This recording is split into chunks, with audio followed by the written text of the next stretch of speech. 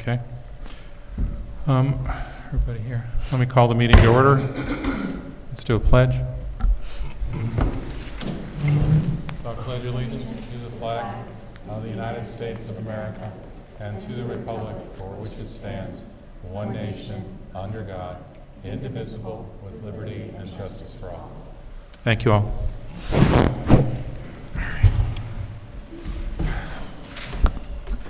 So I'll do a roll call.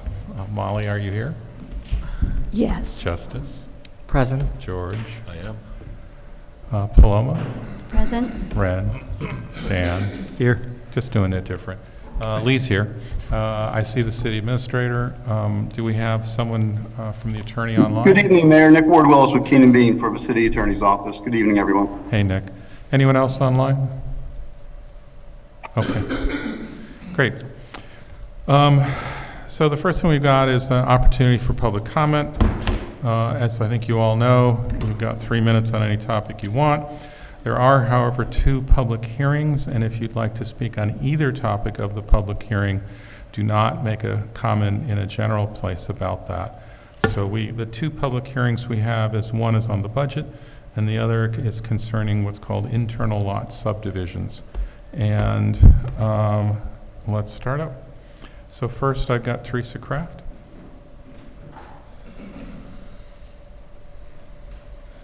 Good evening. I see the bus rolled in tonight. It's hard to believe that we are approaching the end of the year. I hope 2024 brings some relief to all residents of this city.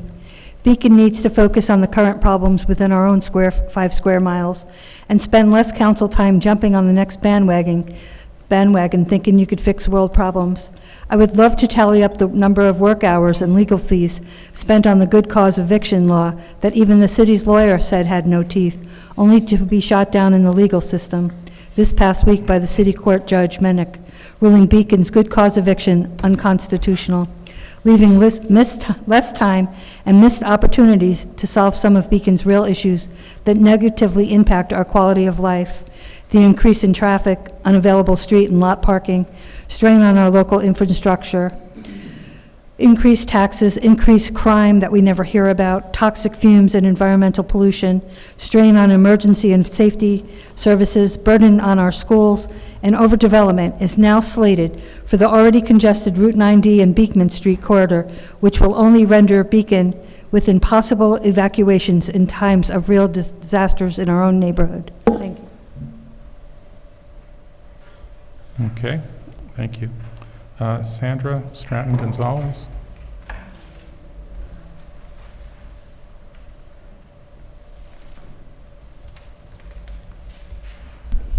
Good evening.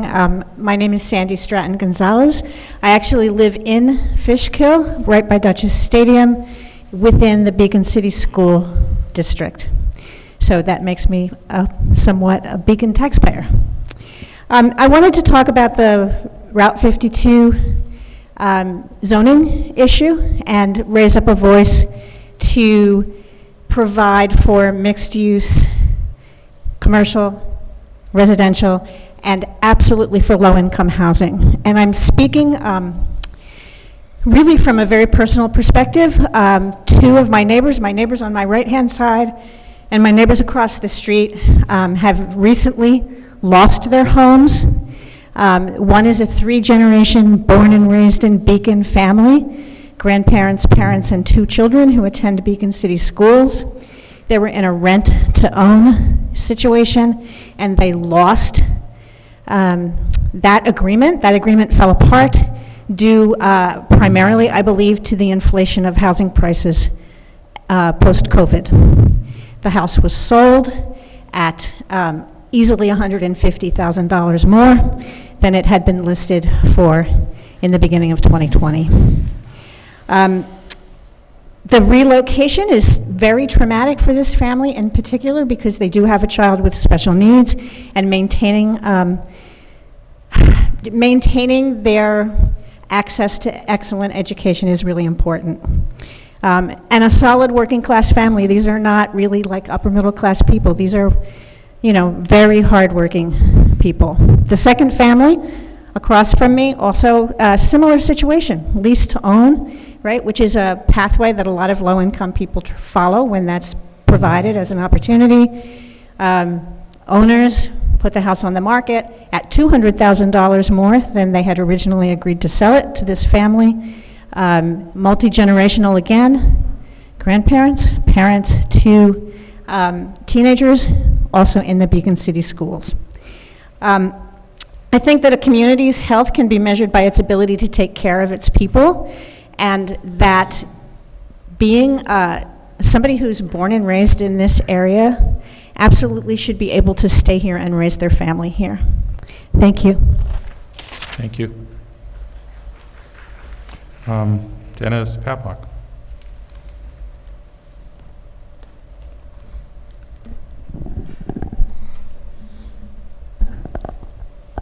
Thank you, Mayor, Council. One of my comments relates to the December 1st issue of the fake newspaper. I call it fake news because they print the news what they want to print. They don't print all the news. So my first comment relating to that is,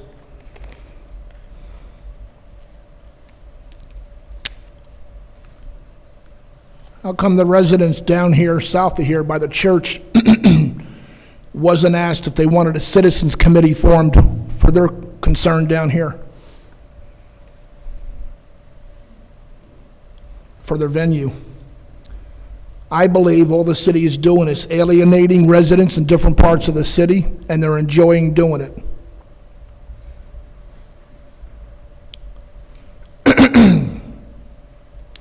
How about other residents going through their neighborhood, changes through their neighborhood as well? Has anyone informed them of a citizens committee to be formed to fight for their cause as well? Or they're just going to be left out there, hanging out there alone and just fighting for themselves? I think it's a reckless disregard for that to happen. That's happening. And also, I like to say, I don't think the city is doing enough being done for the residents, not just in recreation, but in other areas as well, that we could start doing more for our residents, and we're not doing it at all. Just because we're sweeping a few streets in the spring and the summer and the fall, and we're blacktopping a few streets, we think we're doing something. We need to do a little bit more than we're doing, I believe, for the residents.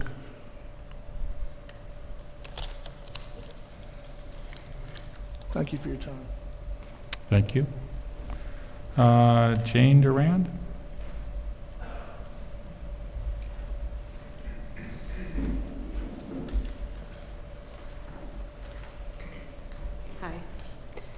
I'm Jane Durand, a resident of Ward 1. I'm also a member of Beacon Climate Action Now. And I'd really just like to start by thanking the mayor and the council for creating a committee to develop conceptual ideas for Fishkill Avenue and the surrounding area. It really is an exciting opportunity to improve this part of Beacon for residents and better connect it with the rest of the city. So I believe that for this committee to serve the needs of all of Beacon, we need to solicit membership from a diverse group of residents, as well as experts in affordable housing, transit, and urban planning. I'd also like to see the committee be given a very clear goal versus just an open-ended ask for recommendations. For example, how can we create a livable, affordable neighborhood that's safe and welcoming, not only for motorists, but also for bicyclists and pedestrians of all ages and abilities? So to just expand a little bit on the safety and accessibility issue, the Dutchess County's Complete Streets Guidelines actually provide really excellent recommendations to create safe, comfortable, and convenient streets. And I believe that we should hold the reimagining of Fishkill Avenue to those well-crafted standards that already exist. This is the perfect opportunity to incorporate these standards into future roadwork and development projects. And we've got an aging population that has less access to driving, and as we all know, the cost of car ownership is only increasing. So creating a safe streetscape in this part of our community really matters to everyone's quality of life. And something I've been thinking about, in my mind, all businesses past the yard just feel farther away than they actually are. Because of the lack of safe biking and walking access, that means I do go to those businesses less than I believe I would otherwise. Studies have actually shown that protected bike lanes can increase retail sales as much as 49%. And while that's a large increase, I do believe that there would be some economic benefit to Beacon too. And so for those reasons, among others, I'd love to see an ambitious set of recommendations as a result of the committee's work that truly puts the community's needs first. So thank you to the mayor and council for your time tonight. Thank you. Clark Gman. Clark Gman, 2 Wilson Street. I'd like to do a recap of the year. If my recollection is correct, we more or less began with a meeting by the city council up on the mountain to celebrate the dam, where a majority of the members of the council were present in what would be actually technically an illegal assemblage of the council. I personally would have loved to see it, but that's beside the point. But speaking of water, this is also the year that in the public record it was announced or recognized the fact that the city drinking water is in part from a well in Fishkill, but it's the same well the Texaco attorney, also the city attorney, participated in reports that reported groundwater is not used for consumption in this vicinity. So we kind of trashed the water quality issue in 2 ways. But more importantly, we exhibited a continual abdication of responsible stewardship by the council in allowing the city attorney and the Texaco attorney to be one and the same. And I won't get into it deeper, but what I will say is it's symptomatic of one fact. You're virtually volunteers. There's no real competition. In fact, we've had 2 elections in a row now when there has been virtually no competition for each of the offices. And that's because of low wages. That's because there's no competition in the marketplace for a quality wage that would put on the table meaningful public debate and discussion because your career depended on it. Because that $30,000 or $40,000 meant something to you, and you entered into a competition of ideas that is totally lacking from this council, and for the last 20 years to boot. This is a symptom of bad government, and the solutions face us every day, and the citizens come before time and time and time again 15 with seconds. no meaningful result. I suggest when you discuss payroll that you discuss a living wage that causes competition of ideas in this city to improve the city government. Your time has lapsed. Thank you. Mr. Mayor, if I might just have a point of clarification that my firm nor I have represented Chevron for at least 5 years, so Mr. Gabman's facts are incorrect. All right, thank you. So, the next one is Vikas Ashoka.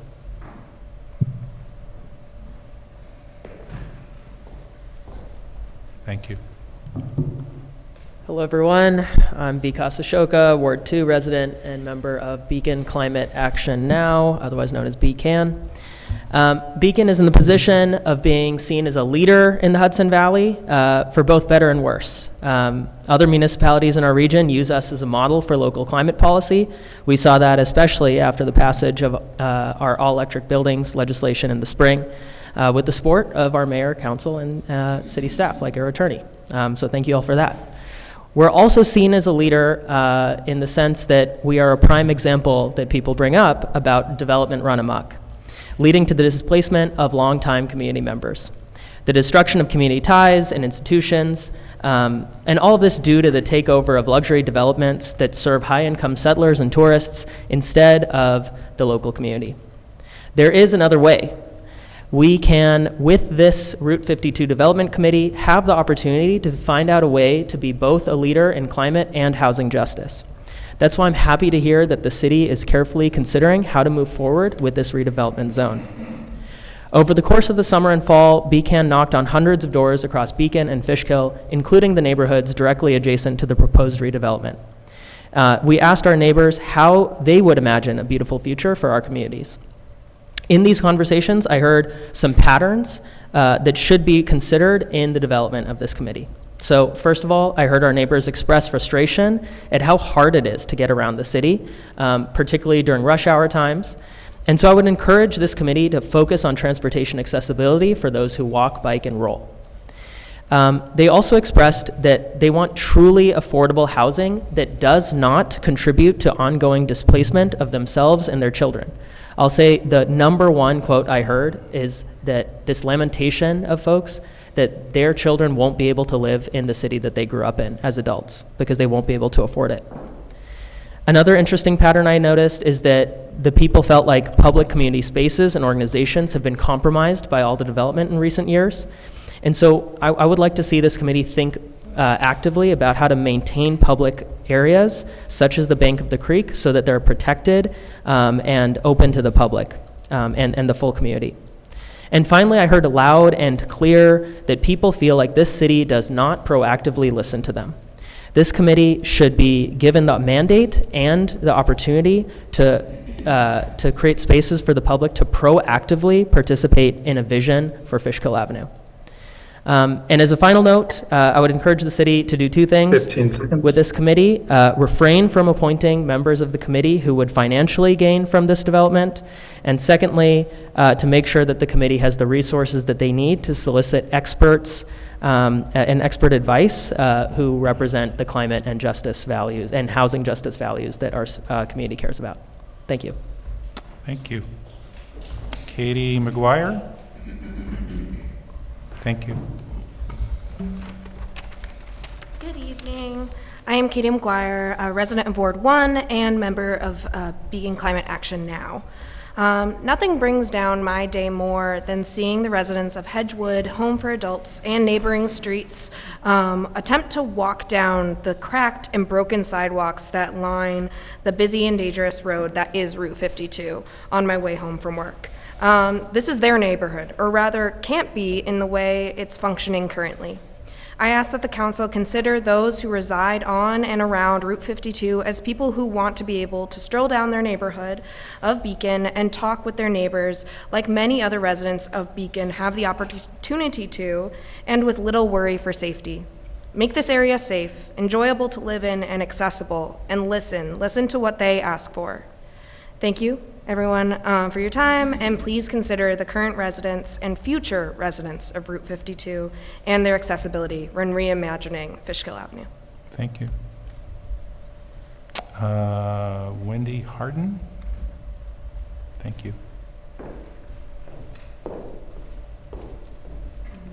Hi, I'm Wendy, and I'm a member of Beacon Climate Action Now, Beacon. I care about Fishkill Route 52 as I'm a resident of Route 52.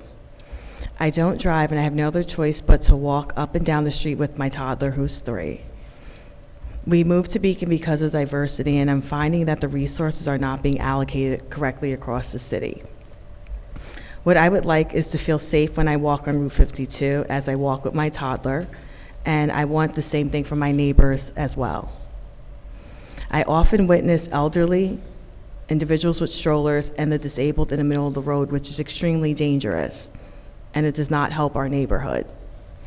It would be wonderful if the free Beacon Loop as well was available to us as well, because we would like to be able to get in and out of the city safely and connect with our community. As diversity is very important to me, is the reason why I moved up to Beacon from White Plains as well, and raising my stepdaughter here. We would like to actually have a committee that represents us as well, not just outsiders coming in looking to make profit off our community. Thank you for your consideration and time. Thank you. Meg Lazarus?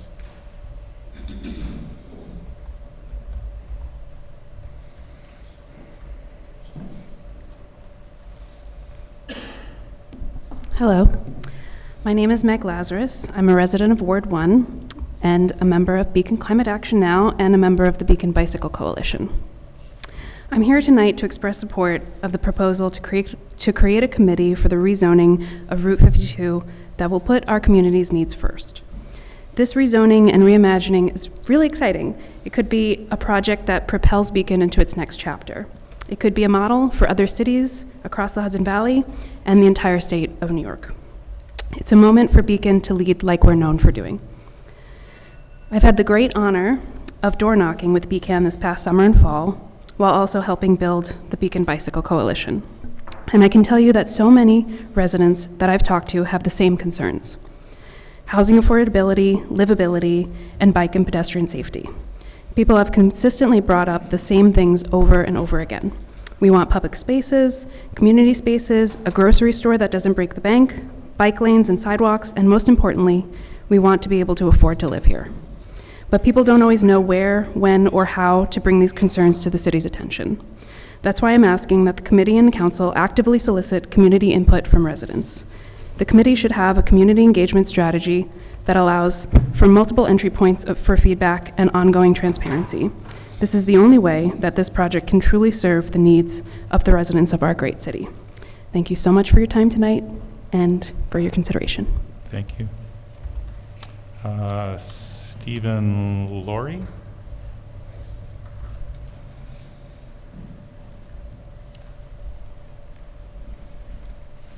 Good evening. My name is Stephen Corey, member of, or a resident of Ward 2, and I'm here to express my excitement around the choice to build a committee for the Route 52 rezoning. As a frequent user of that area, I frequently run into folks who have trouble traversing that section of the road and the sidewalks, and I would highly recommend doing something, and this is a great opportunity to both increase its walkability, its bikeability, and also increase safety for car traffic as well. I hope and advise, or rather, I really like the guidance provided to the committee. I like the goals that are stated there. I just hope and advise that the committee is selected from a very diverse selection of Beacon residents, and would echo the sentiment that it should be people who don't have a direct financial interest in the outcome other than the increase of quality of life of Beacon residents. Thank you for your time, and thank you. Jesse Van Amberg? Thank you. Hi, good evening. My name is Jessie Van Amberg, and I'm a resident of Ward 4 in Beacon. I'm also a member of Beacon Climate Action Now. I'm here tonight to express support of this proposal to create a committee that would explore options for how to rezone Route 52 area to make it better serve the needs of our community. As a member of Beacon Climate Action Now, I've knocked on doors across the city this year, and the recurring theme for my dozens and dozens and dozens of conversations with all of the neighbors I met is the desire for more affordable housing. So many people are afraid of being priced out of the city they love thanks to gentrification, rampant development, and a predatory real estate market. On my own street, a developer took a single-family lot, divided it into two, did a hideous gut renovation of the house on the new half lot, and put it on the market for $1.6 million. It has yet to sell. Looking at the massive amounts of empty space left behind by the car dealership, I see an incredible new opportunity for the city to make big strides at addressing our affordable housing crisis if we do it right. That's why I'm calling on the committee and the council itself to get ambitious and really think about how we can create livable space that's affordable and well integrated with the rest of the city. This could look like requiring more affordable housing units in any residential developments that go in, ensuring that sidewalks and bike lanes are built all along the Route 52 corridor, eliminating minimum parking requirements to keep costs lower, and more. I also urge the committee to solicit and take seriously the voices of city residents when making plans and recommendations for this space, particularly those of the folks who live in the existing housing complexes along Route 52. We should be building primarily to serve the needs of the people who live here, not tourist developers or investors.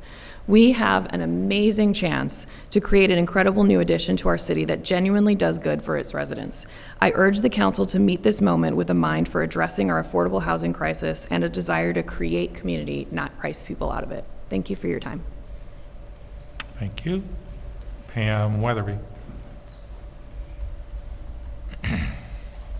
Pam Weatherby, Mead Avenue in Ward 3. I'm also talking about the Fishkill Avenue rezoning. I listened to last week's meeting, and I highly suggest that this not be every meeting open to the public. I know I had served on the last ad hoc committee, Main Street Access Committee, as a co-vice chair, and personally, I feel if you do have the public listening to every word that is said for this committee, it will derail this committee. I feel this is very important. My property is adjacent to this area, so it is very near and dear to my heart. So I strongly recommend not to have every meeting open to the public, but I love that you're willing to have 2 or 3 that the public is going to have their input at that time, so that that committee can go back and work in private and get their, get what the mayor had wanted done, and I look forward to the output of that committee. Thank you. Thank you. That's everyone on the general public comment list. There are a few people who would speak in the public hearings. Is there anyone else in this audience who wants to make a general comment other than the 2 public hearings?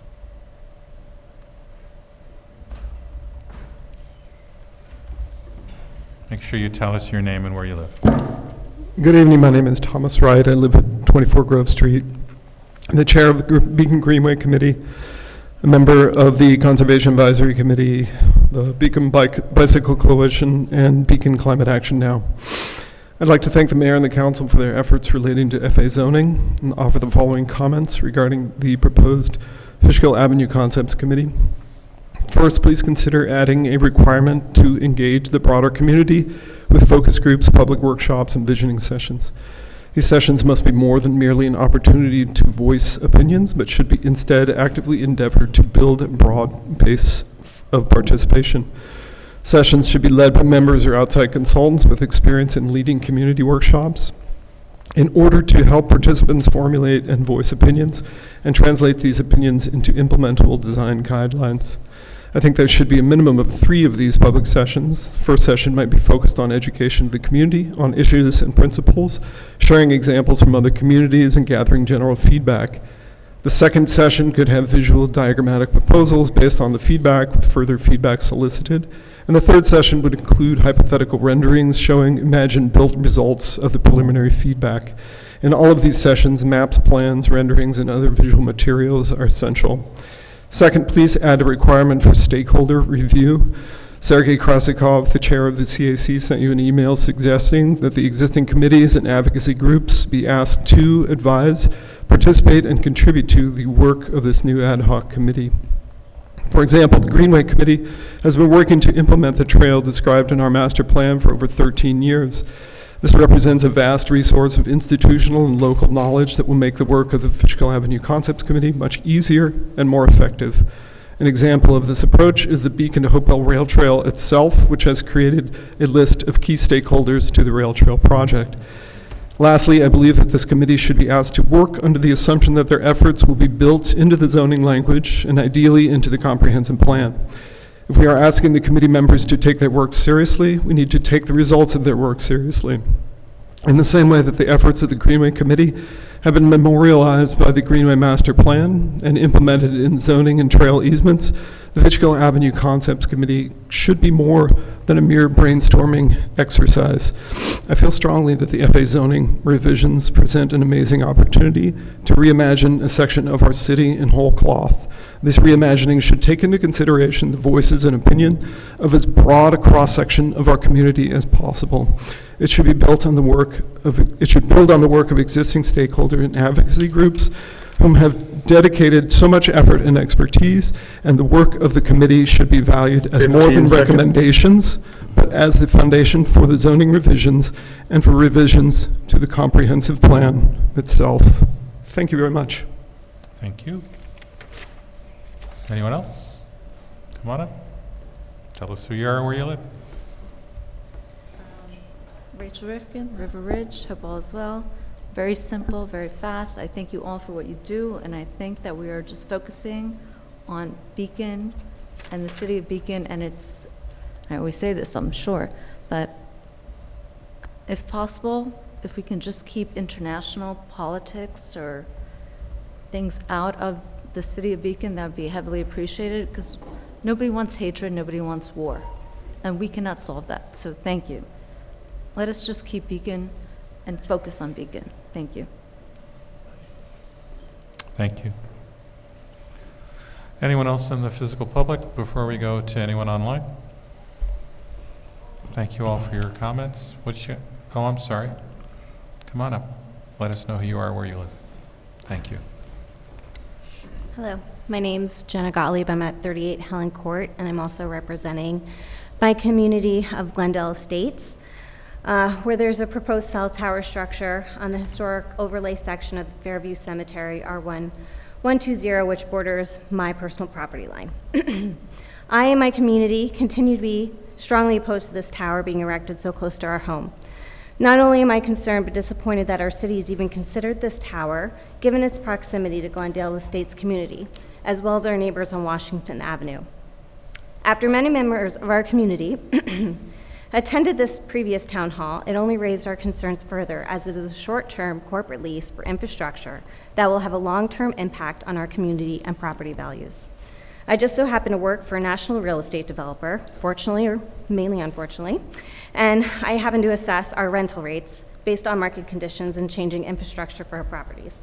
With that being said, I had taken time to carefully review the public documents personally and with some of my colleagues in the industry and found significant concerns. The first and most obvious concern was that Helen Court was not considered as part of the focused areas of surveys or drone views. This is particularly worrisome considering the proposed tower is merely 384 feet from our property line, and specifically my property line, yet there are not any land surveys of our community anywhere in the documentation provided outside the anticipated cell coverage. Considering its placement, this oversight of surveying in our neighborhood seems to be intentional negligence. Verizon's aware of how detrimental this tower will be to our general aesthetics and our community, and the impact it will have on our property values. The height of the cell tower will literally tower over our neighborhood. With a 125-foot cell tower in the location proposed on a plateau of the hillside, the average height of these trees in the immediate area being 60 feet, this cell tower will be approximately another 60 feet above the tree line and less than 400 feet from our community property line. In the full tower and ground equipment, almost 100% visible from units 32 through 40. I've submitted pictures to the public record and visual references. For those of us who attended the last town hall, we are appalled by the lack of information and integrity from the Verizon representatives who claim that the towers would not impact our property value. This is a lie. It's been well documented that cell towers decrease property values anywhere from 9 to 20%. Reputable outlets such as the Wall Street Journal, New York Times, and NAR have all reported on the impact of cell towers on property values as far back as 2004. And I've confirmed with my colleagues as well as local state real estate professionals that a tower of this size and this distance away would impact our properties at the highest rate. 15 seconds. There are no supporting documents outlining any noise frequencies. Removal of trees in this area will further displace animals and deers and foxes, and there's no parameters in place to oversee proper installation of this tower. I ask all of you to help us stop the building of this tower and help our community maintain our property values. Thank you. Thank you, Jenna. Anyone else? Come on up.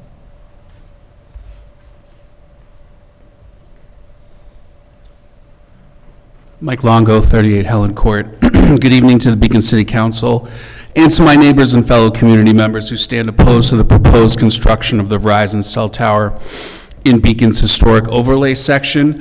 While in attendance to the previous City Council meeting covering this issue, I found Verizon's presentation and general response to community concerns to be frankly insidious. I was inevitably left with a strong impression this project is haphazardly planned with zero regard to the City of Beacon or to the Helen Court community closest in proximity, who would inarguably be the most negatively impacted should the short-sighted, admittedly disposable project move forward.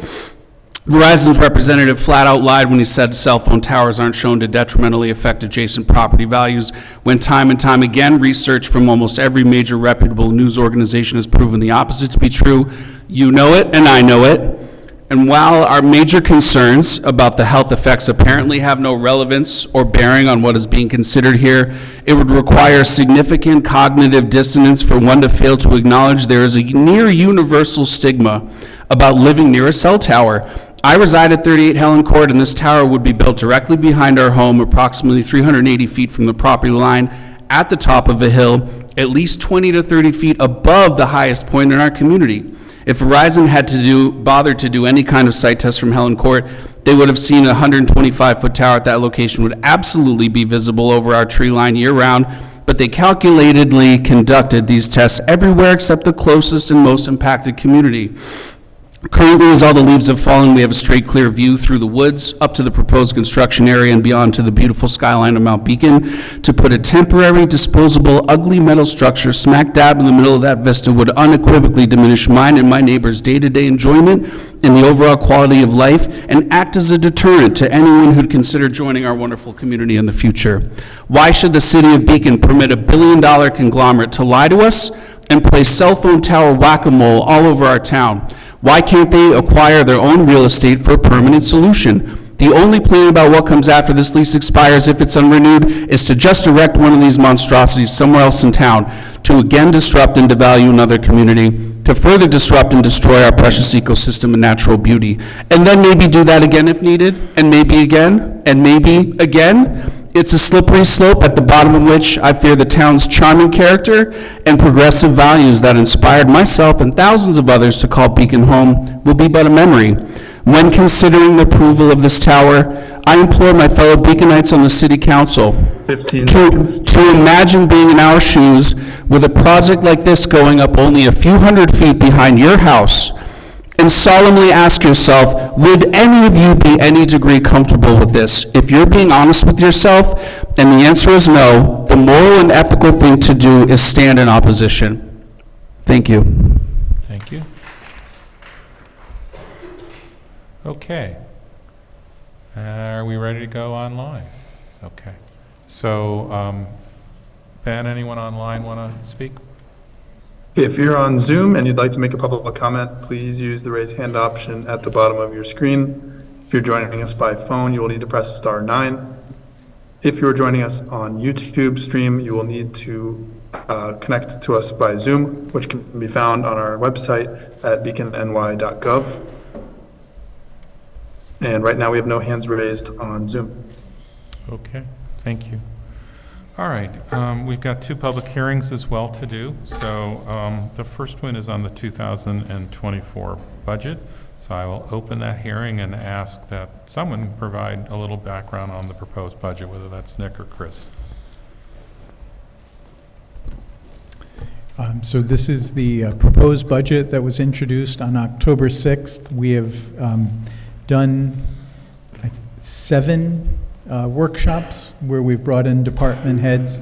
Overall, it's a $35 million spending plan for next year that includes the general fund, water and sewer.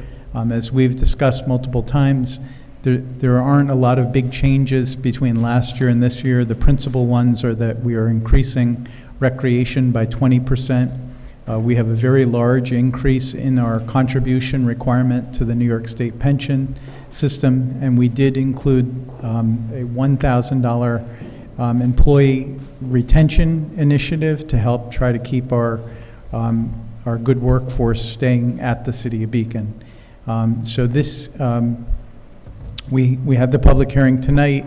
I know there was one change that we made as a result of justice finding a mistake in the recreation travel. That was updated in the summary of changes. Otherwise, it's the same as we've had recently. And we're hoping we can pass this tonight because we then have the union contracts coming next week that would allow that incentive to be implemented. Okay. So on this public hearing, remember that the conversation is about the proposed budget. You need to keep your comments within that. And the first one on the list is Dennis Pavlock.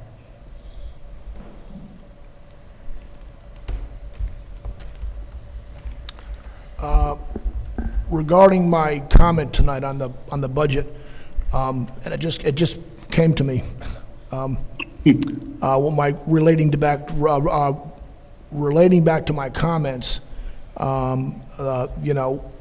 years and years ago in prior administrations, we had a citizens committee to fundraise for fireworks, and that somehow got lost in the shuffle. And we want to know if and when the residents can go back, because I remember I did it 2011 and 2010 and 2011 in Mayor Gold's administration. When they weren't sure they could have enough money for fireworks, and I was walking around in 95-degree heat, and I raised money for the fireworks so the city of Beacon can have fireworks, and we want to have that.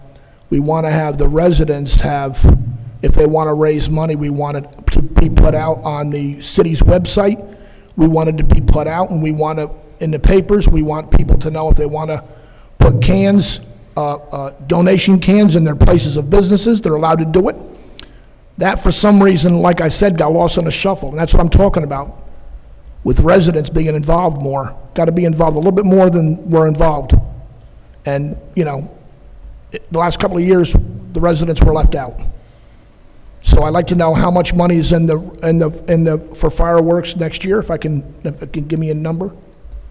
Or you can't give me a number on that tonight, or I'll have to just get a... We can probably discuss it when we talk the budget, so okay, I appreciate your thank question. You. And right. just two quick comments. George, thank you for your service. Been great working with you. Justice, thank you for your time. Okay. Thank you. Appreciate you keeping that limited. Next one's Clark Gman. Clark Gman, 2 Wilson Street. So if I understand the budget correctly, I'd like to address the debt aspect of the budget for the moment. When I first came to Beacon 20 years ago, the 2003, but the 2005 debt is in the packet today, and as well as the debt up until now. Presumably doesn't include the $35 million that is yet to be authorized in the coming budget. And the debt went from $1,030,000 to $49 million in 18 years. $50,000 a week uninterrupted for 18 years. In a government that has largely been unaccountable to the attention of its citizens. And one of the reasons why is because there is a husbanding, maybe that's a wrong word, a possessive nature of government employees to restrain the revelation of knowledge. And this problem is not with the city government alone. It is an endemic problem in American society. And the question merely becomes, what can be done on a local level, Mayor, for the budget to be accountable to the citizens of this city? For instance, it was this year, earlier in the year, I made an application for 30 Freedom of Information requests. One was answered with a city clerk. What I perceive is that this city actually went several years without having an audit reported to its citizens. And that in fact, audits have not been timely performed and finalized in several years in this city. And that, in part, that's part of the former city clerk's lawsuit against the city. Because I believe she felt badgered Your Honor, this and is- having to lie. Excuse me, Nick, you interrupted me before. I'm not going to allow it now. Stop. You're lying, Stop. and I resent it. You read that or will appear in front of a judge. Stop. Yeah, speak about the budget, Mr. Gedman. That's what. I'll tell you what, quit interrupting me with your lies. Okay. Clark, let's just focus on the budget. We're talking about public understanding of information that is germane to the formation of the budget. What's that information? I'm sorry, sir? What's that information that's germane? Audit. For instance, the city has refused to release audits, and I have reason to believe they haven't been performed timely in several years. Okay. And if that's the case, how can the citizens comment on the budget? So my question is, seeing how we're turning this into a question and answer session, when was the last time the city released the city budget? Audit, rather. When was the last time the city reported its audits on time to the state controller? Would you like to respond? Would the lawyer for the city like to respond? So, I Okay, assume someone will get you an answer to that. How Actually, about just- before the next council meeting, you announce what it was? Because If in you're order not going to to, allow me to speak, I'm going to not allow you to speak. All right, just clerk. I'm you need to- sorry, Lee. You need to slow down, clerk. Okay, All we're Let me talking just about budget, suggest, right? You've asked a question about the audit. That's great, although it's not really quite germane to the budget. If you've got other comments Well, regarding the budget, please make them. the idea here, Lee, is that the budget has a history in debt formation at the rate of $50,000 a week for the last 18 years. In the form of government that we have, the question becomes, what impact does it have on housing, and taxation, and quality of life for the citizens, and people to be able to stay here and afford to pay taxes to be here? Okay, a well-managed budget is a factor of sharing of information, and the 15 information is seconds. too short. For that reason alone, I suggest you withdraw the budget approval tonight and put it on the next agenda and let the public understand precisely the history of its financial distress. Thank you so much. Next one's Pam Weatherby.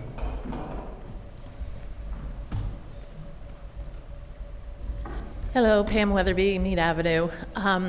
I know it was discussed in the budget last week, but it's not in the budget, but I just wanted to voice my thoughts of the speed limit readers. I feel that they are really important in this city, especially when you're entering the cities, because the towns that are outside the cities are higher speed limits. As a walker on Route 52, I am really happy to see them slowing down. They're still slowing down, but I'm still seeing 48 miles an hour that I can visually see now, and it is disturbing.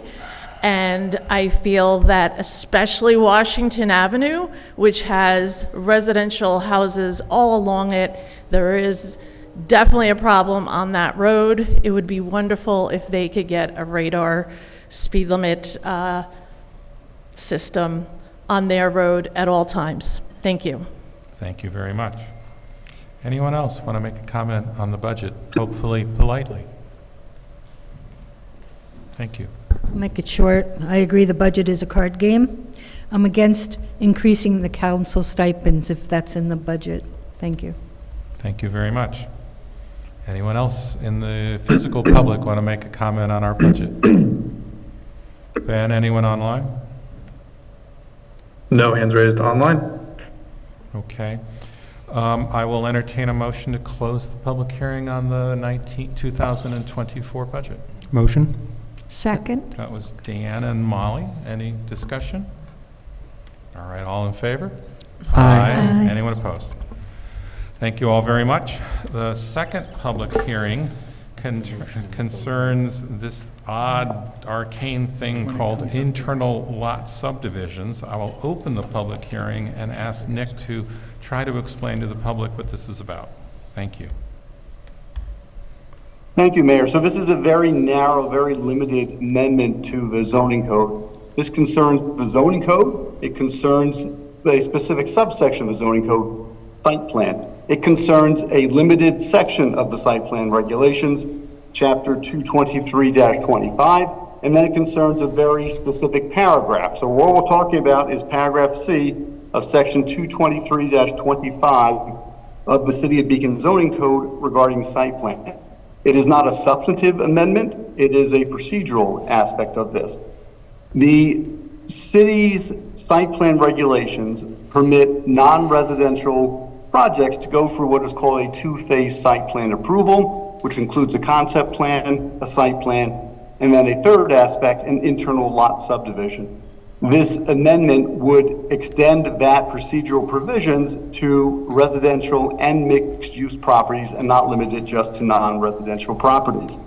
The specific change is found in paragraph 3 of 225-C3 regarding internal property subdivisions, which allow an approved site plan for the property owner to seek an internal subdivision, which would not conform with the dimensional requirements for the purposes of that internal lot subdivision, which is typically used for financing, so that when you have a multi-phased or multi-building project, one building can be constructed, financing secured, and that financing secured against the one building as opposed to multiple buildings. It's a common financing method.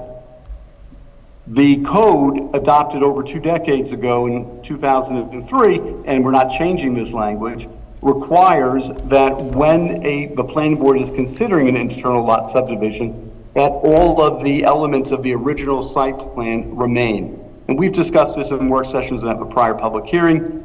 So if there's any condition that requires cross easements for access, for a greenway trail to be constructed, for sequencing or phasing within a specific staging, such as one building to be constructed before the other, that is all part of the original site plan approval and would carry through to the other lots, even if the lots get this internal lot subdivision. So even though it's an internal lot subdivision, the conditions carry through and are binding on all the lots of that original subdivision. Additionally, that newly subdivided lot has to comply with the underlying zoning. So if a building were to be constructed or changed in the future, it would have to comply with the underlying zoning. And the planning board's conditions granting this internal lot subdivision would include that language as a condition, and it's also already existing in the city code. The county, this was referred to the county and the city planning board. The county recognized it was a matter of local concern, and the city planning board made some comments, one of which was suggesting that the city council take a look at the legislative history to determine why was it initially restricted to non-residential uses only. And we provided in your packet a memo with the legislative history, and in summary, based upon our review, there is not a specific reason identified in the legislative history which explains why internal lot subdivisions were initially excluded from residential and mixed-use projects. It appears that the question of allowing internal lot subdivisions for residential or mixed-use projects were merely absent from the discussion, not that there was a specific intent to exclude such. So with that explanation on this very limited procedural zoning code amendment, Mr. Mayor, I'm happy to answer any questions. Okay, so I guess the one sentence summary I heard was there's this thing called an internal lot subdivision, which for larger parcels in our code is allowed for commercial developments, but at the present not for residential.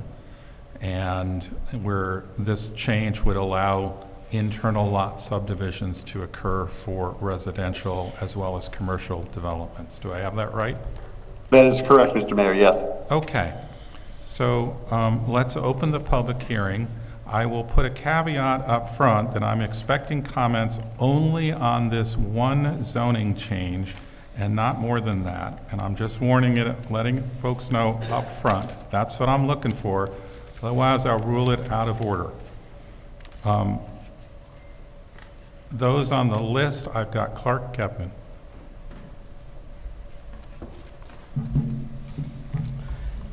Lee, if it's okay with you, I'd like to preface my comments on the subject matter to basically restate for the record my professional expertise on this topic. Of course. The issue, first of all, I'm delighted with the opportunity that allows for bifurcation of a building into multi-tenant ownership, although it hasn't been mentioned. Did I miss something?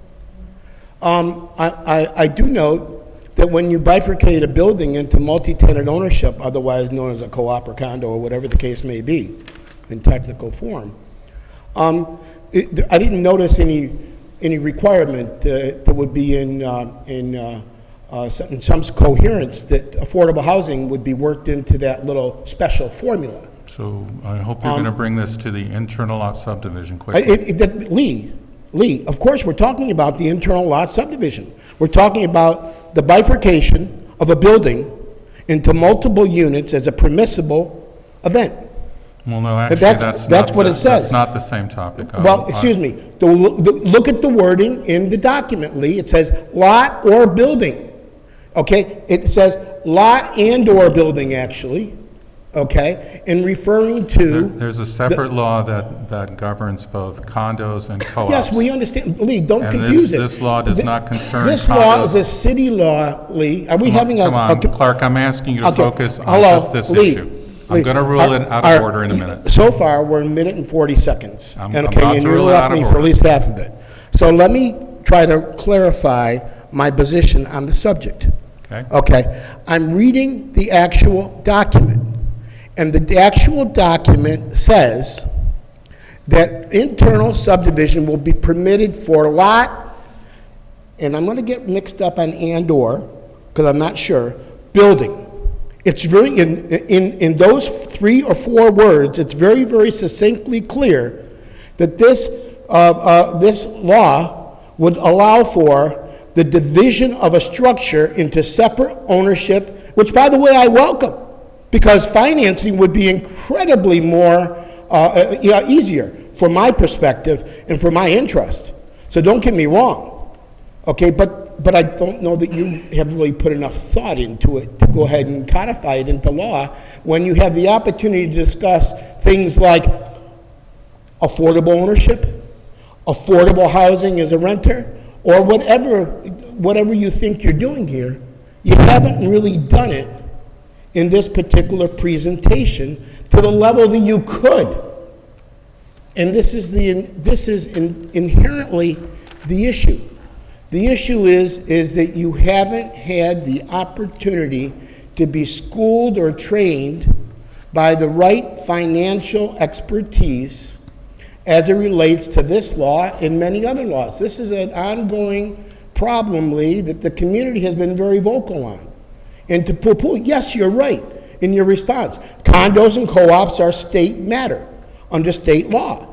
But what you're doing here is the county has identified it as an internal public policy question as to your zoning code and what your zoning code formally didn't permit, but is now going to permit as a residential or multi-purpose use. So if you're making the financing easier for a developer, which I welcome in my case because it would solve many of my development problems to be able to sell off pieces of a subdivision or a building in advance of even building it. And the law would permit it under the right financial filing. So again, what I'm really saying, folks, is you're out of your league. And you don't have the proper counsel that is in tune with the request from the people behind me, okay, or the people of the city who are interested in maintaining affordability in terms of taxes, rent, and ownership.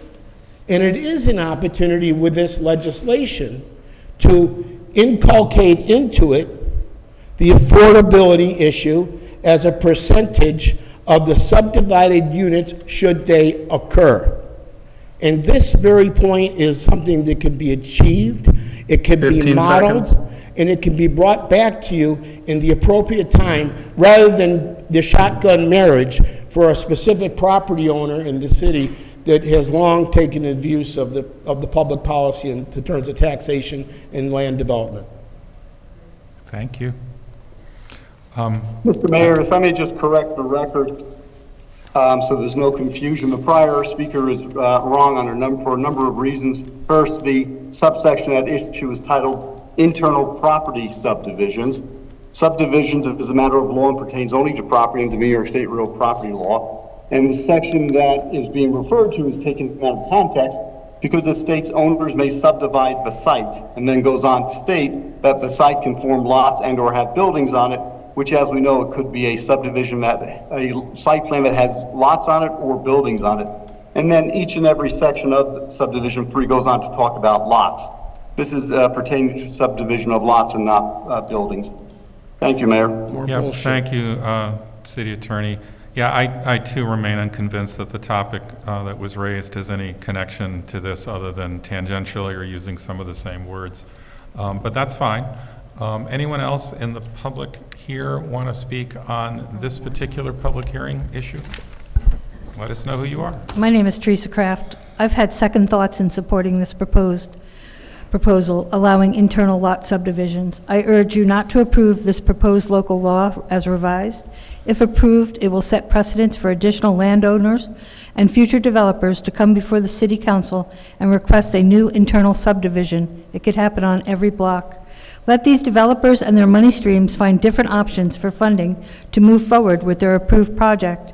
I believe, and I know I heard it firsthand, that this revised law is based on the hardship brought to the forefront based on a current riverfront project. This is self-created and should not become part of our city law. Thank you. Thank you. Anyone else in the public on this one? Oh.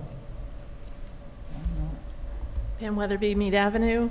Listening last week, I was a little concerned to hear that if the owner defaults on this portion of the total property, that there wasn't really an answer of how the project would move forward. So that is a concern for me. To hopefully there's a better answer of that if the bank kind of owns a piece of it, that is kind of disturbing.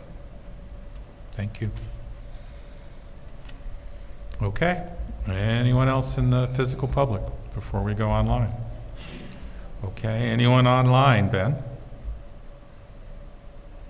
We do have one hand raised online, and that is Philip. Philip, you have permission to speak. You can start whenever you're ready. Good evening, Phil Stamatis, Conservation Advisory Committee, also live on Wilson Street. I'd like to also voice opposition for this law.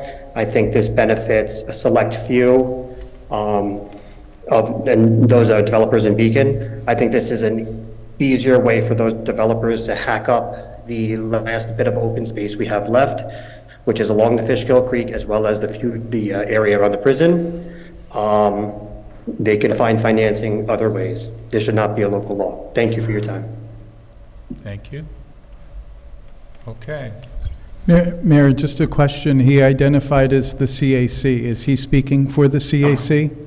Let's be clear that the party speaking was not speaking for the CAC. I would just say maybe when people give public comment and they're identifying themselves on Zoom, you know, unless you're speaking for the CAC, you probably shouldn't put CAC behind your name.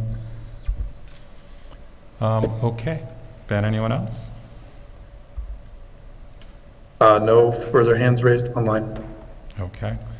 I will entertain a motion to close the public hearing on internal lot subdivisions. Motion. George? Second. Molly? Any discussion? All in favor? Aye.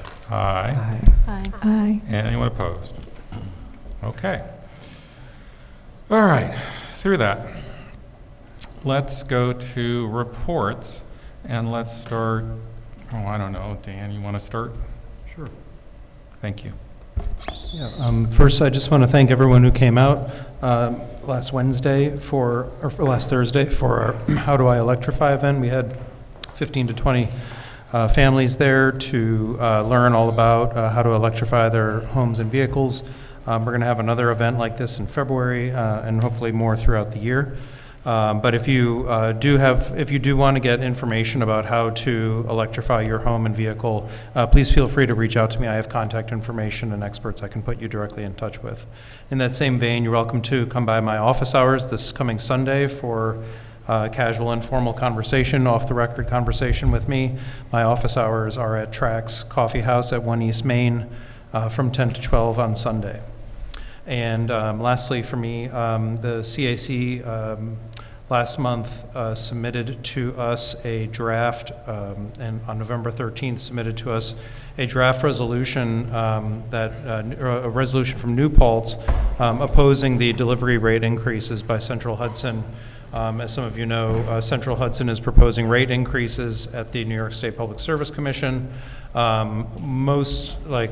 going to really affect everybody, but something that I think people should keep in mind is that Central Hudson is trying to increase the delivery charge. And the delivery charge is the bill that people get after they've installed solar and are generating their own power. So if you have solar and you're getting all your energy from your own home, Central Hudson still bills you, and they want to increase that from $50 to $80. But generally, people are already hurting, and people are suffering from all of the inflation that's been going on in the last couple of years, particularly with Central Hudson's problems. And I think that it would be a wise move by the City Council to do a resolution opposing those rate increases. And if so, maybe we can get it on the next agenda or in early January. I'd really appreciate it. Thanks. Thank you. Yeah, that sounds like a good idea, Dan. Thanks. Just want to thank everyone for coming out to speak about the rezoning. There are a lot of great ideas. The one that excites me the most, I think Tom brought it up and maybe was echoing something that Sergey had written. It's something that I've mentioned before, but just having all of the committees weighing in on the newer committee's work makes a lot of sense to me. And I can't help but notice and applaud how much energy and people power there is behind, climate concerns, conservation concerns, cycling in this community. And I think that groundswell of folks getting together and finding consensus on really tough questions like affordable housing and how to build it and how high to build it and where it goes and what it looks like would be a really incredible thing to see. I would love to see as much participation from the public and people working together on it. Yeah, thanks for coming out. That's all from me. Thanks, Ren. Also wanted to thank all of the speakers tonight. It was great to hear from a range of folks about what your perspective is on the city. And I will say that I have to respectfully disagree that international affairs are not relevant to the city of Beacon to the extent that they directly impact residents of Beacon. That's what I'm hearing from constituents, and I do believe it's my duty to be responsive to that. And I personally feel that being responsive to that reality does not take away from my capacity to serve the city and other more domestic issues.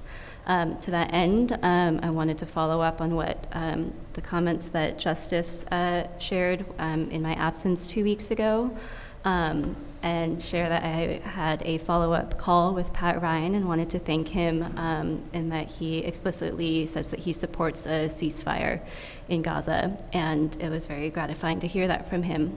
And I also wanted to thank Susan Tucker and Chris and all of the staff that have been working so hard on this budget. It has been, as Chris said, 7 workshops deep, really digging into the details of this, and I appreciated hearing directly from department heads on what they're working on and what they hope to accomplish next year. I really appreciate all of the work that has gone into this. I also wanted to thank the students who presented last week and were part of the participatory budgeting. We had some great presentations. Jaidev and Vanessa presented on the skate park. Isabella presented on emergency blue light phones. Ella presented on pollinator pathway addition. And Mia presented on the power of prevention and the need for birth control and other resources to support safer sex for teenagers, which I think are all fantastic ideas. And I look forward to us sort of making moves on actually funding some of these projects next week. And I lastly just want to thank our outgoing council members. We do have one more meeting, but I'm not going to be in person for that one. So just a little thank you to George and Justice. I'm going to miss sitting behind this table with you all. Thank you. Okay. George? Just as I do every week as we get in the holiday season, I just like to try to encourage everyone to please spend their money locally before you head to the mall, before you go online. There's a lot of stores that are struggling and are just beginning to get back on their feet after the pandemic. So please really spend your money locally. It feels good, and people are working real hard to keep our Main Street alive. And your part is to spend the money on Main Street. Thanks. Thank you, George. I just want to thank everybody who's reached out to me, whether it's stopping me on the street or in Key Foods, or reached out to me via email to talk to me about what's going on in the city, what their concerns are, and being patient with me as I work with you to address what's going on. And I want to thank everybody that reached out to me via email regarding the Route 52 committee, as well as everybody that came out tonight. It seems like there's a lot of active engagement, and I really look forward to seeing where we go with that. I also want to just make a statement that I don't think it's out of the council members' wheelhouse to address what's going on internationally, and I know that we have a scope of work that we focus on, but I really want to commend my fellow council members for using their platform and using their voice to do what they can to shape the world that they want to live in. And this is the last week to book a meeting with me on the City Council's city website if you want me to talk about something at City Council. Next Monday is our final meeting workshop of the year. It's a meeting workshop hybrid.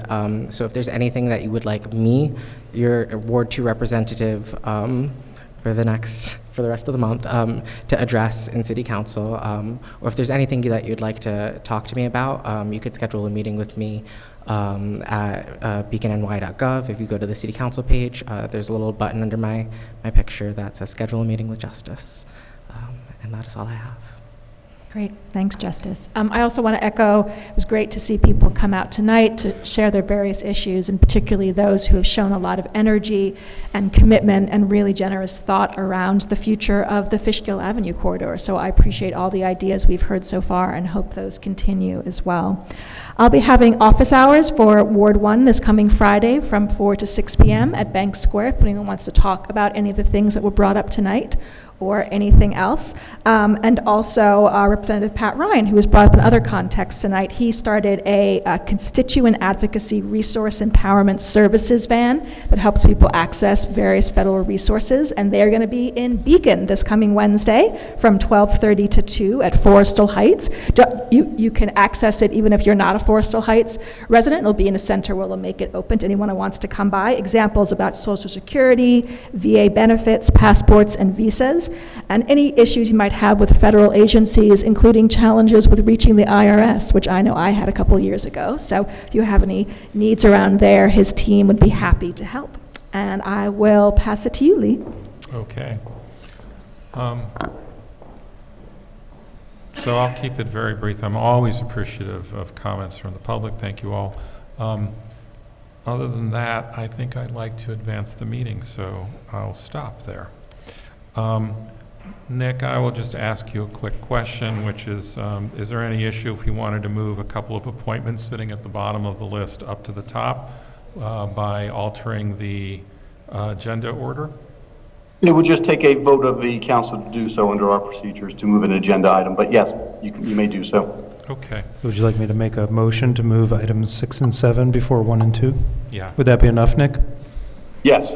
Okay, I'm going to make a motion to move agenda items, just want to make sure there's only 2, number 6 and number 7, to be our items number 1 and 2 now. And the community segment that might And follow. the community segment to immediately follow the first 2 agenda items. Second. So that was Dan and Ren, all in favor of shifting the agenda, moving items 6, 7, and any potential community segment that follows, say aye. Aye. Anyone against? Okay. Thank you all, and, thank you for noticing we just got a crowd, and we'd like them all to go home soon. So let me bring up item 6. That's the first item.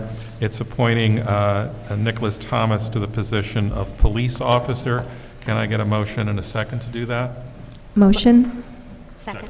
So Molly and George. Chris, any input from you or from Sands on this, or? I would defer to the chief if you want to introduce Nicholas, and then we can do Michelle next. Good evening, everyone. Hi. We introduced you to Nicholas Thomas here for the purpose of hoping he gets voted in as police officer here in the city of Beacon starting tomorrow morning. A little background on Nicholas. Nicholas is 31 years old. He graduated Beacon High School in 2010. He attended Morrisville College and Dutchess Community College from 2010 to 2012, taking some liberal arts courses. He served in the United States Marine Corps from 2012 to 2015.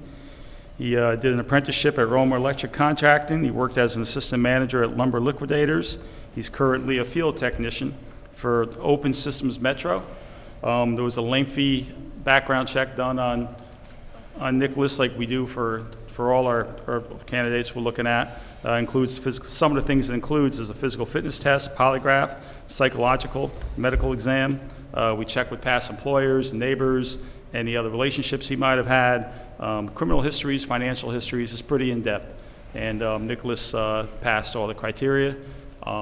We're happy to have him and looking forward to him starting work tomorrow morning, actually.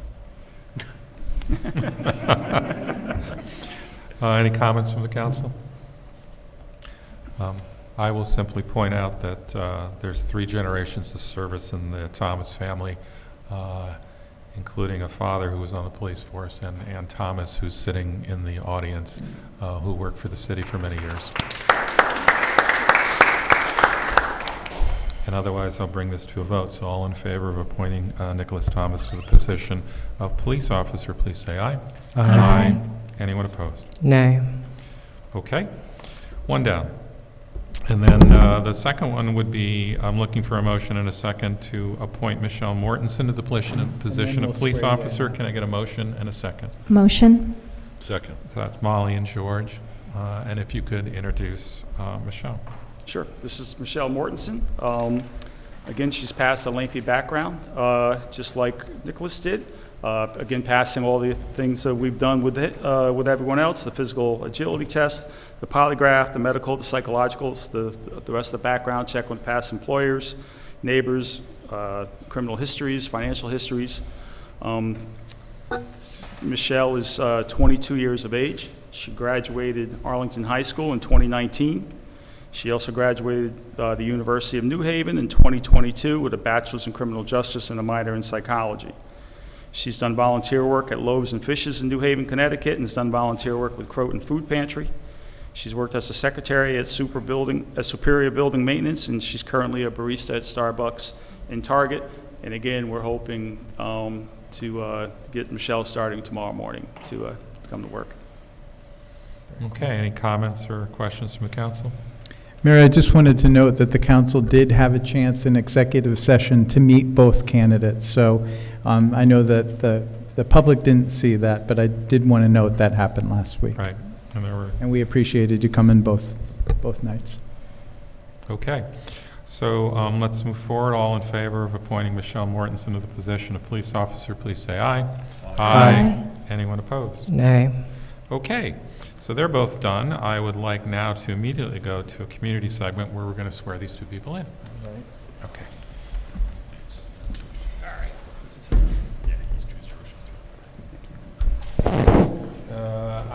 pencil, and I'd rather have a pen for signatures. Thank you. It's going to be hard without you, George. Always have a black pen. All right. What do we got? He said, always have a black pen. Well, So they mark this book for me to make sure I don't make a mistake. They still don't mark it as well as they should, because, anyway. All right, so let's do the oath first. Nicholas. So, I, Nicholas Thomas. Raise your hand. There you go. Repeat after me. I, Nicholas Thomas. There you go. Do solemnly swear. Do solemnly swear. That I will support the Constitution of the United States. That I will support the Constitution of the United States. And the Constitution of the State of New York. And the Constitution of the State of New York. And that I will faithfully discharge. And that I will faithfully discharge. The duties of police officer. The duties of police officer. Of the City of Beacon. Of the City of Beacon. According to the best of my ability. According to the best of my ability. All right, welcome aboard. Thank you, sir. All right.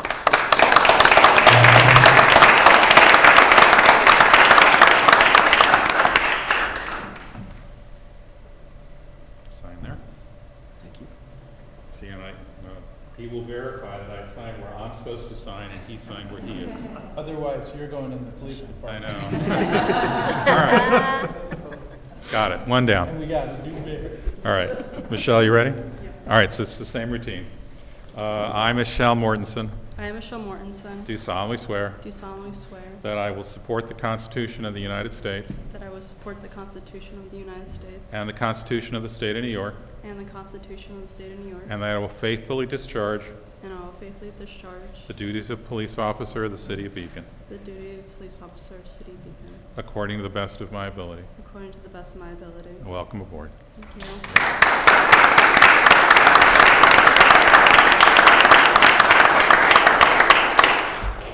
Got to sign this. And you will also confirm I sign where I'm supposed to sign and you sign there. And you need a photo or not? You good? Yeah, I got one or two. All right. How about But we could do this family group if here? you want, or the Why don't we do first- this one here? Ooh. Oh, wow. You never given me one of those. All right, so let's look this way.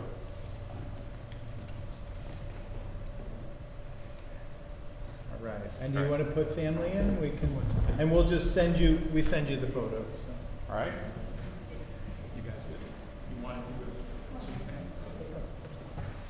It's up to you guys. Do one each? No.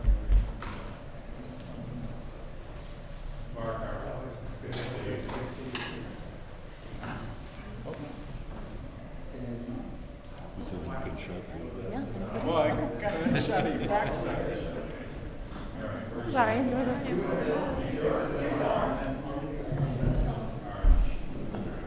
So I've got a new city employee, last name Thomas, on my right. I've got two former city employees named Thomas on my left. That's nice to see. And I get to see more often. Yeah,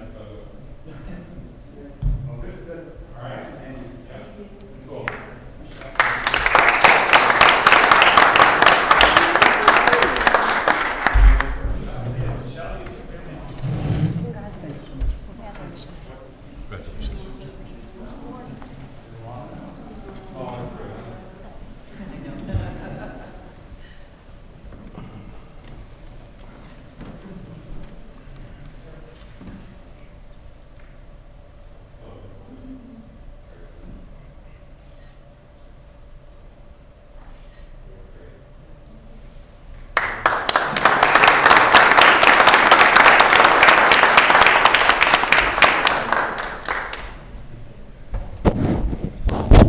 Thank you very much, everyone. You already got me.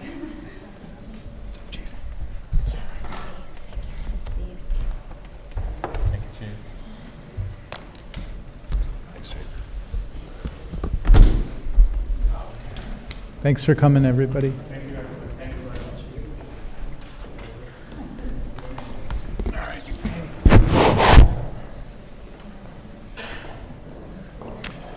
Okay, let's give the room a minute.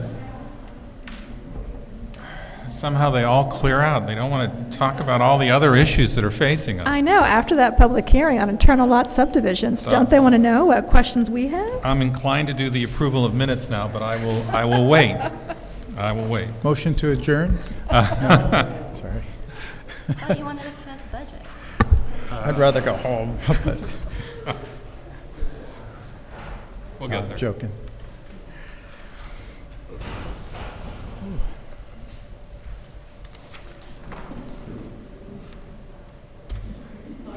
It's okay. We're still here. All right. Let's go back to the regular agenda. So we've done items 6, 7 in the community segment. Let's do item 1, which is a resolution approving amendments to the 2023 budget. Can I get a motion and second on those, and Chris will describe them. Motion? Second? So Molly and Paloma. And what do you got, Chris? So we have 4 amendments to the 2023 budget. This year's budget. This year's budget. Yep. One of which is in water, one of which is in sewer, and the other 2 are in general. The first one is in the water budget to cover emergency repairs to our well number 2 in Fishkill. So it would move $79,000 from contingency fund, contingency retirement, and fund balance to cover the item repair of equipment. In the second one, it amends the police budget for the severance pay for 2 members of the police department who retired this year and another one who resigned. So it would move $87,293 from contingency retirement to severance.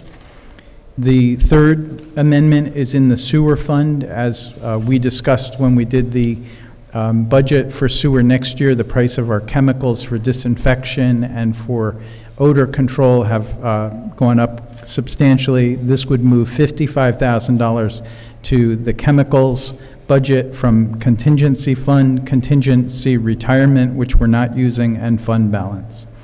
The last amendment is to move $13,618 from state aid. That is an incentive for people that work in the child care sector, and for bonuses for our recreation after-school program workers. And again, that's in the amount of $13,618. Okay. Any comments or questions?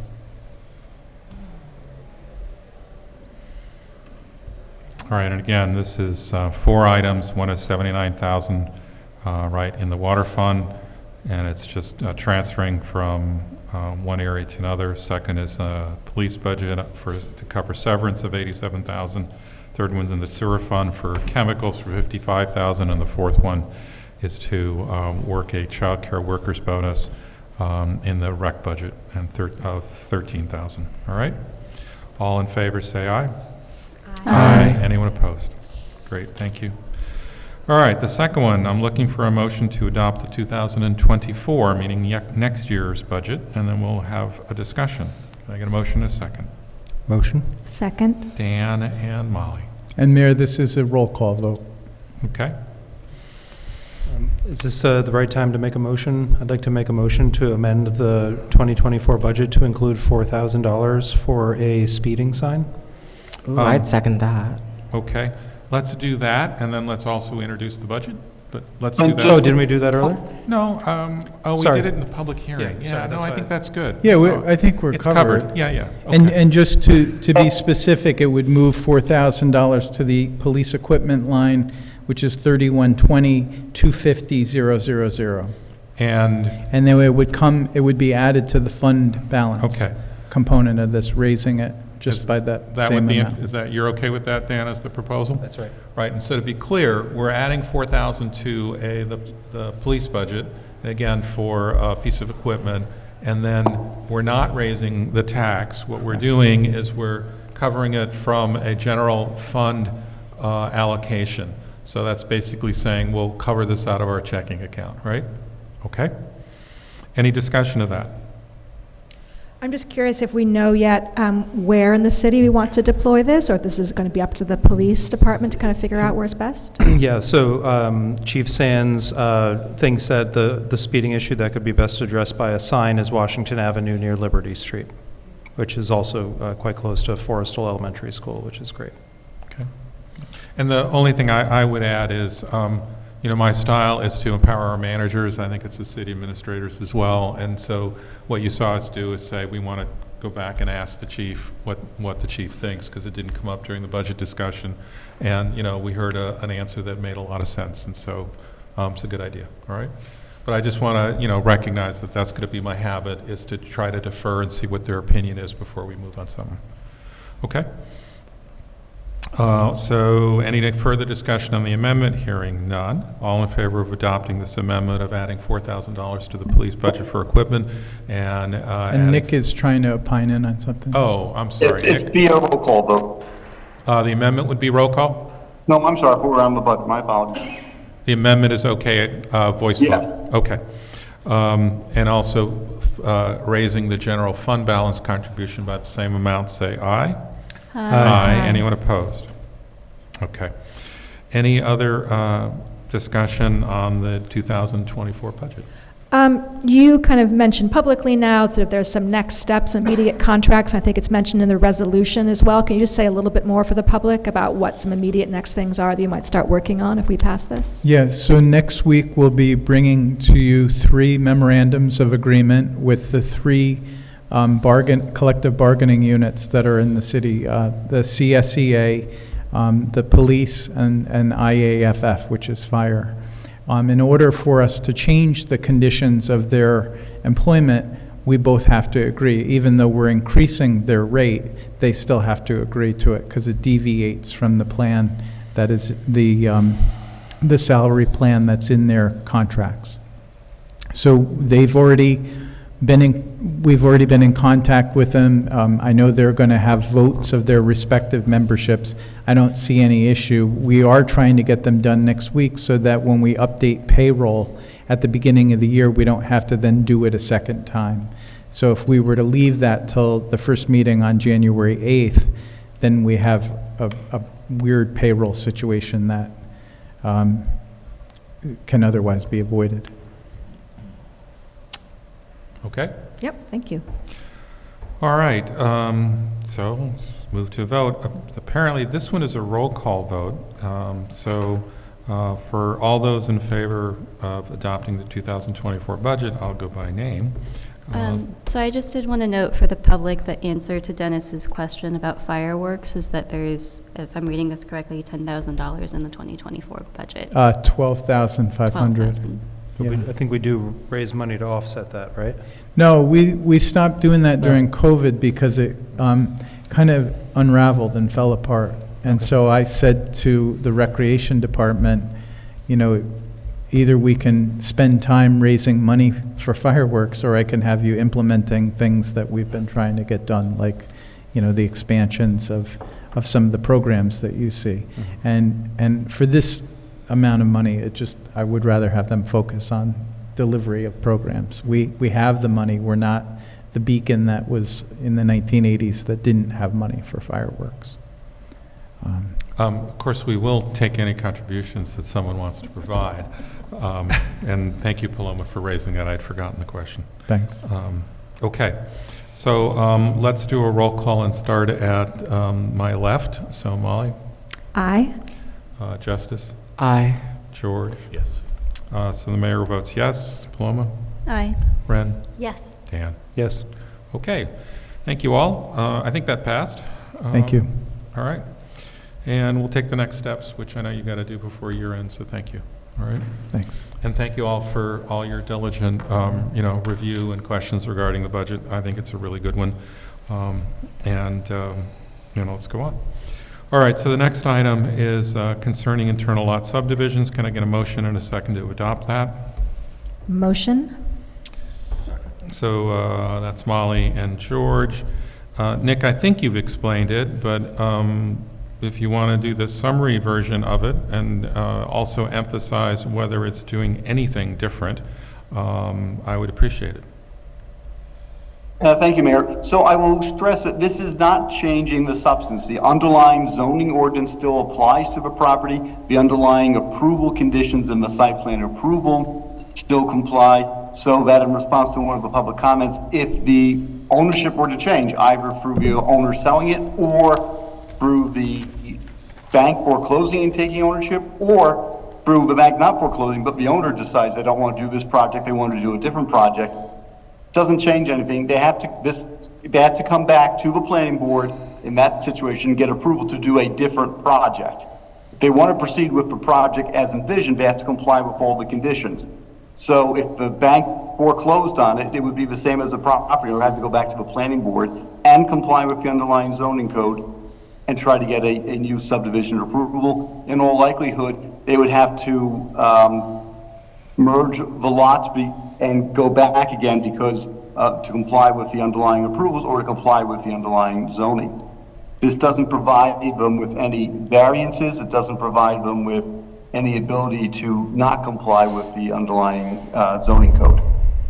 And it doesn't allow the property to be used differently than what was previously permitted. It is allowing for, as it's called, an internal lot subdivision, and as explained, for financing purposes typically. And it's not for condominiums. That's a whole different set of law. Yeah. Correct. Correct. Or co-ops for that matter. Right. So can I ask a scenario, Nick, just to get your thoughts on this? Yes. To see. So let's say we allowed this and there was separate financing and there were different banks financing different buildings and they defaulted and the end result was a different owner owned one of the buildings. This would not change both the site plan but also the order in which the planning board said those buildings had to be developed. So in essence, when we think about protecting the interests of the city in terms of what the planning board has improved, the vision that we want, which are the kind of rules and parameters we are handing the planning board to implement, whether or not a different entity owns the building does not change what we say we want from the building and what they can then deliver on that site. That's correct, because the way I would explain it is that the conditions and the expectations in the site plan run with the land, not the person. It binds the land. It's the land use that's how the land is being put to its use that controls, not who owns the land. And the example that comes to mind for me when we first discussed this was the Greenway Trail. So typically we require that the Greenway Trail easements be recorded before the building permits are issued. So if there were to be this internal lot subdivision and one lot didn't require Greenway Trail, but one lot did, the internal lot subdivision approval would require that Greenway Trail easement be granted before either lot could be issued a building permit, because it was part of the original site plan approval before the internal lot subdivision occurred. Okay. So I will simply point out that while this is a minor item, it's one on the list of zoning simplifications that those who are in kind of modern zoning trying to simplify the zoning process and make it less expensive, so that parking is one of those. This is a minor one of those, right? Meaning that it simplifies financing if appropriate and it has no impact otherwise. So which eventually brings prices down. Okay. Nick, can I ask one more question? Yes, Dan. If there is a building code, if there is a building code requirement that the multi-building complex meets, but then when it's subdivided and one of the individual buildings does not meet the building code, is there a condition to remedy that before approval? I apologize, Dan, I'm not following. Could you restate that? If you had, there's in the stretch code that we use, the New York State stretch code, there's a requirement to have a certain number, I'm just thinking of an example of a certain number of parking spaces need to be set up for electric charging, and another subset of the parking spots have to be set up so that they can handle, can adapt to having an electric charger. If that condition is met by only one of the buildings, but it was enough because it's one building of a larger complex, When the separate buildings are broken off and do not have those chargers, would they have to then install them? So if, for example, 10 chargers were required in all, the site plan would specify where those chargers are going. So that's where I'm having a little bit of difficulty with your example. Okay. So, and in that case, yes, those chargers would have to be located. Let's assume all 10 were located in one certain area that was not on the lot being subdivided. We would ensure that we're cross easements allowing those vehicles from lot A to park on lot B to have access. At the end of the day, the intent and requirement of the law is that even though you have those artificial lines being drawn, it's still operated as one cohesive site as originally approved by the planning board. Mm-hmm. Okay, thank you. You're welcome. Okay, any other questions? All right. Sorry, I'm sorry. Go ahead, Paloma. Do it. Not a question so much as a comment. I wanted to acknowledge some of the feedback that we got in the public hearing and admit that while we have a duty and an opportunity to be spending more time on the creation of affordable housing citywide, this law doesn't do that. It's completely separate.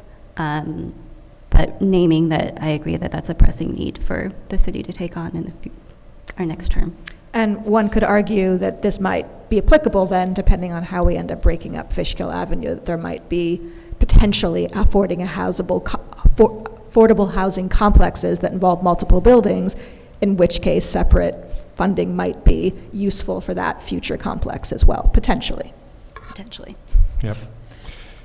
Yeah, I appreciate that comment, because I think we will make more progress on our zoning stuff if we try to isolate and pick them up one at a time. And it's hard, because I know we've got some overall goals, but I appreciate that comment. I think, again, we will make progress by doing it this way. Okay. Sorry, just to make sure that it's clear for the public, as we did spend a little time on this idea that this law allows for subdivision of an individual building. That's not the actual phrasing in the law, that it means you could subdivide into lots or separate buildings, but not within the same building, correct? That is correct. This is dealing with property subdivisions, not dealing with subdivisions of buildings, or co-ops, or condos, or HOAs. Okay, great. Thank you for restating that one final time. Thank you. I appreciate you raising an issue that corrects a possible interpretation of one of the public comments, so thank you. All right. All in favor of adopting Local Law 7 concerning internal lot subdivisions, say aye. Aye. Anyone opposed? Okay. Thank you all. We're getting there. 2 more to go, and then the minutes. Okay, so item 4 is setting a public hearing for a local law proposal that would amend the city charter concerning compensation. Can I get a motion and a second to set a public hearing? And Motion. Nick will tell us. So that's Justice. Second. And I think it was Ren? Or was it Paloma? Tied. It was Or George and Ren tied. All right, I'm going to give Durand. Okay, so Nick, will you tell us a little bit more about this? Hey, well, Mayor, so compensation for the office of the mayor and the office of the 6 council members is set forth in the City of Beacon City Charter, specifically Section 2.01, that sets forth the specific dollar amount at $9,000 for each of the 6 council members and $25,000 for the office of the mayor. There was discussion to have consideration of a local law, amending that to increase the council member compensation to $11,000 and the mayor's compensation to $30,000. This requires a public hearing on a local law, which you're setting tonight, scheduling for your meeting on the 18th. You would then hear from the public and consider adopting it at next week's meeting, so that it would then be authorized and included in the 2024 budget. The 2024 budget does not include appropriations to fund the this proposed salary, because it's not yet authorized. So you need to adopt the law first before you can do the appropriation. We also took out the last sentence of Section 2.01 because it's no longer necessary. It was a transitional sentence that said it shall take effect on January 1st, 2018. That's no longer necessary. So the next step is to schedule a public hearing. And I just wanted to note, so there's no confusion, I had said the amount for mayor would be $29,500 last week. I had done my math quickly and not checked it. If you do the math, it's actually a little bit more than 30,000, so we rounded it down just so it would stay an even number. But it's the same increase, percentage increase. And to clarify, this is not a vote to increase salaries. This is a vote to hear public comment on the possibility. And it doesn't preclude us from either voting it up or down. Okay. All in favor of setting a public hearing for the 18th? Yes. Is that the right date? Yeah, December 18th. On an amendment to the city charter concerning increasing the compensation to the mayor and the council, say aye. Aye. Aye. Anyone opposed? Okay. The next one is a resolution to authorize the city administrator to accept routine performance and maintenance bonds. Can I get a motion and a second? Motion? Second. So Molly and Justice. And Nick, you'll tell us just a little bit more about this one. Thank you, Mayor. So in the packet is a resolution as well as a memo from our office, and this was discussed at a work session. Certain land use projects require bonds for performance bonds or maintenance bonds, as well as the building department for excavation or grading permits or street opening permits. And the purpose of these bonds is to ensure that the public improvement, in the case of a performance bond, is implemented, such as a sidewalk or a road or a water pipe or a sewer in relation to a new project, or a maintenance bond for work that is undertaken pursuant to a number of different permits. So these permits and bonds, these bonds would now be authorized to be reviewed and accepted by the city administrator and signed by the city administrator when recommended by the appropriate city staff and city attorney. So this is just standardizing the methodology so that these can be approved, similar to what was done with stormwater control facility management permits, as opposed to bringing these to the council. And this is just a resolution, does not require a local law. Okay. Any comments? As you know, we discussed this in workshop, and these are just the routine bonds for either performance or maintenance. All in favor of authorizing the city administrator to do those, say aye. Aye. Aye. Anyone opposed? Okay. We've covered items Now 6 the and 7. minutes. We did the community segment swearing in Thomas and Mortensen. Therefore, we are at the approval of minutes of November 27th. I will look for a motion and a second to do so. Motion. Molly. Second. Paloma. And as always, I will ask for any changes, addition, corrections, comments. I did not have any. Okay.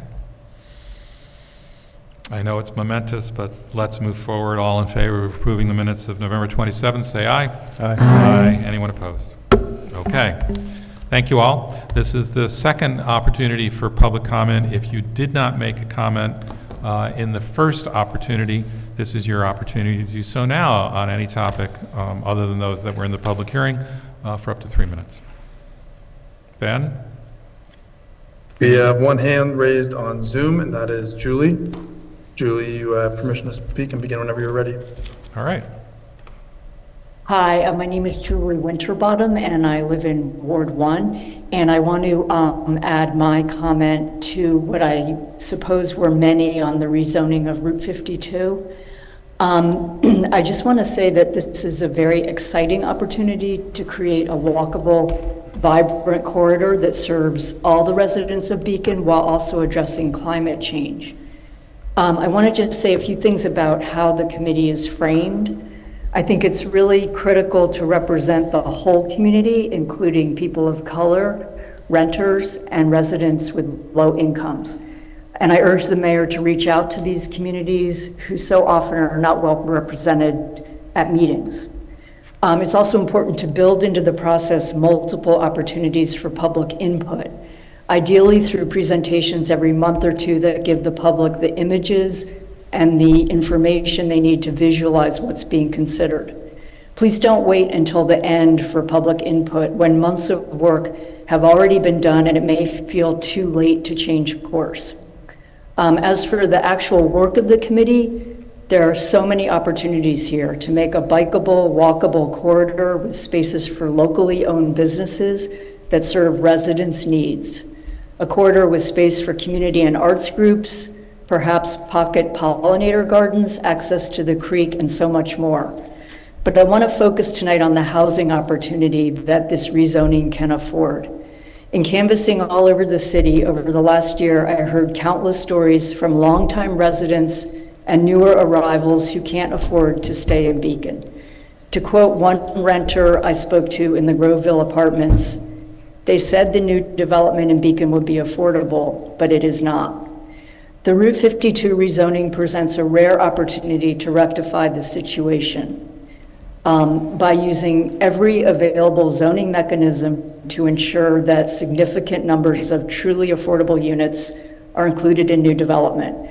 I urge the mayor to make this goal a part of the committee's mandate and to appoint at least one affordable housing expert to the committee, and perhaps earmark funds to hire an affordable housing expert whenever needed. I think we need to reach really high as a city with affordable housing goals. I would propose going for 50% of units for those who are low-income residents. Finally, I just want to say this rezoning effort is a chance for Beacon to be a model for other cities, to show them how we can create a beautiful, lively, walkable entrance to Beacon, and to show how vibrant and green this corridor can be, and how it responds to residents' needs, and to not let profit-hungry developers steal the show. Thank you. Thank you very much. Anyone else? Ben? No further speakers on Zoom, Mayor. I will entertain a And motion. Mayor, before you adjourn, Mayor, can I just ask for a clarification? Ben, I apologize, but this is important. My notes didn't indicate who made the first or the second on the motion for the budget. So I was wondering if we could clarify that, just to ensure the minutes are correct. On the budget? I think it was Dan. I know the amendment. The motion to approve the budget? That was the amendment. You had a motion and a second. To adopt the budget. I did made the motion, Justice, second. We had passed it. And then, we made the motion as second, and then you made the amendment as well. Yep. The amendment came first. Yep. Right, but the motion and second came before the proposed amendment, right? Because we have to put it onto the floor. Then what do you have in, Ben? Yeah, let's confirm. All right, so like Nick, I also had a little bit of confusion following this. What I had was a motion and a second to amend the budget, and that was by Dan and Justice.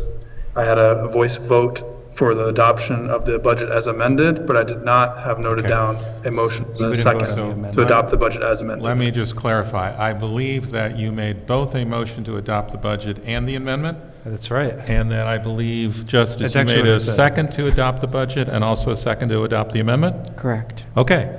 We've got that in the record? Thank you. Good. Thank you, Nick. I appreciate it. And, okay.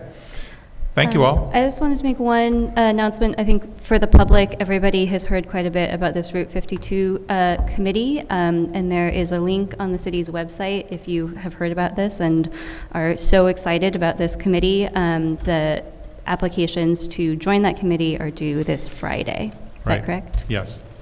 And I think we've gotten lots of applications, so it's going to take us a while to process too, right? But we'll get there. I don't think there's a rush to decision. We'll do something. It may be on the first of the year. I think we're going to be bringing you a planner as well. This work will probably require a budget amendment, but it's appropriate to do it at the time since we don't know the amounts that we might be thinking about. All right? Great. Okay. Now I will entertain a motion to adjourn. Motion to adjourn. Second. All right. So that's Molly and Paloma. Any discussion? Debate? It's not quite 9. All in favor? Aye. Thank you. Aye. And good night. Good night. Thanks, Nick. Thank you.